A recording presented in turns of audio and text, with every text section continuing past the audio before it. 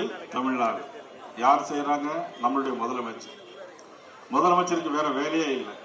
ஏன் வேலை இல்லை அப்படின்னா, இன்னைக்கு ஓரணியில் காவல் நிலையங்களில் மரணங்கள், லாக்அப் டெத். ஓரணியில் காவல் நிலையங்கள் லாக்அப் டெத். இன்னைக்கு ஓரணியில் தமிழகம், ஓரணியில் கள்ளச்சாராயம் விற்று கொண்டே இருக்கிறார். கள்ளச்சாராயம் குடிச்சிட்டு செத்து போனா அதுக்கு 10 லட்சம் ரூபாய். ஆனா சாதாரணமா ஒரு ஆக்சிடென்ட் அதுல இறந்து போனா 3 லட்சம் ரூபாய். இப்ப தமிழ்நாட்டு மக்கள் எல்லாரும் என்ன தெரியுமா நினைக்கிறாங்க? ஓ, கள்ளச்சாராயம் குடிச்சு செத்து போனா பரவாயில்லையா அப்படிங்கிற மாதிரி ஒரு சூழ்நிலை வந்திருக்கு இன்னைக்கு. அந்த அளவுக்கு இந்த ஆட்சியினுடைய ஒரு பெரிய ஒரு அவலமான ஒரு சூழ்நிலை. நமது பேராசிரியர் பேசும்போது சொன்னார்கள், தமிழ்நாட்டில் தேசிய ஜனநாயக கூட்டணியை தவிர இன்னைக்கு தட்டி கேட்கின்ற வேற எந்த தவறையும் தட்டி கேட்கின்ற இடத்தில் யாரும் இல்லை. திராவிட முன்னேற்ற கழகத்தோடு யார் கூட்டணியில் இருக்கிறார்கள்? மதிப்புக்குரிய விடுதலை சிறுத்தை கட்சியுடைய தலைவர் இருக்கிறார். வேங்கவேல் பிரச்சனை என்ன என்று இதுவரையிலும் கேட்டது கிடையாது. வேங்கவேல் பிரச்சனை அப்படி நடந்ததா என்று கூட சந்தேகம் வந்திருக்கும் அவருக்கு. ஆனால் அந்த கட்சியினுடைய தலைவராக இருக்கிறார்.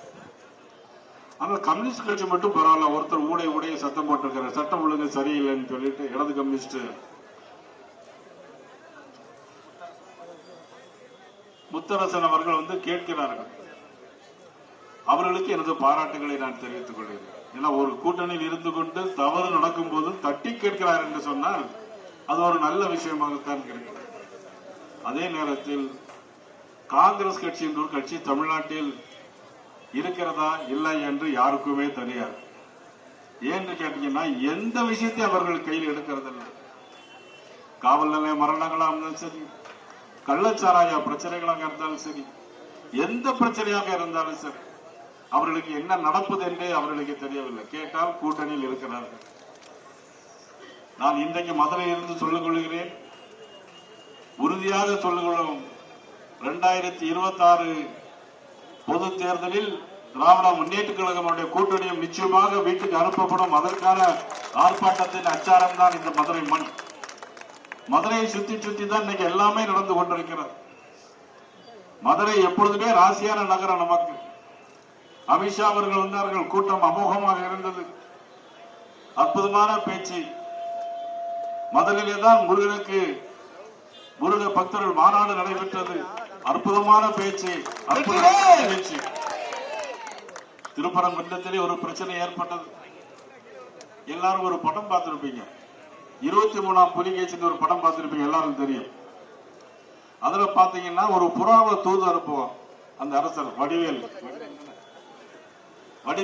புறாவை தூது அனுப்பும்போது, பழைய காலத்துல அரசர்கள் எல்லாம் ஒவ்வொன்று தூது அனுப்புவாங்க தூதுவர்கள் மூலமாக. ஆனா புறா மூலமா தூது விட்டான். அந்த புறாவை என்ன பண்ணா பொறிச்சு சாப்பிடுவான் அந்த அரசன். அந்த உடனே தான் பார்த்தா எதிரி நாட்டுக்கு படையெடுத்து வரும்போது, ஒற்றர்கள் சொல்றாங்க படையெடுத்து வராங்க அப்படின்னு சொன்ன உடனே, ஒரு புறாவுக்கு ஏண்டா இவ்வளவு பெரிய அக்க போற அப்படின்னாங்க. ஆனா ஒரு பிரியாணி சாப்பிட்டதுதான் மதுரையில் இன்னைக்கு 10 லட்சம் பேர் கூடினாங்க. திருப்பரங்குன்றம் அடிவாரத்துல ஒரு பிரியாணி சாப்பிட்டதுக்கு தான் 10 லட்சம் பேர் கூடினாங்க. நான் எதுக்கு சொல்றேன்னா, அதையும் அறநிலைத்துறை அமைச்சர் குறை சொன்னார். நாங்கள் நடத்துவதுதான் உண்மையான பக்தர்கள் மாநாடு அப்படின்னா. ஆனா மதுரையில் நடந்த பக்தர்கள் மாநாட்டில் பாத்தீங்கன்னா, முதல் 5 நாட்களும் பாத்தீங்கன்னா 2.5 லட்சம் பேர் வந்தாங்க.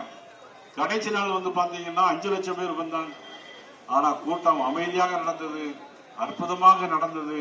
கூட்டம் முடிச்சுட்டு போகும்போது பாத்தீங்கன்னா எல்லாரும் 5 லட்சம் பேரும் தான் உட்கார்ந்த சேர அப்படி எப்படி எடுத்து அடுக்கி வச்சுட்டு போற கூட்டம் தான் முருக பக்தருடைய கூட்டம் என்பதை தெரிந்து கொள்ள வேண்டும்.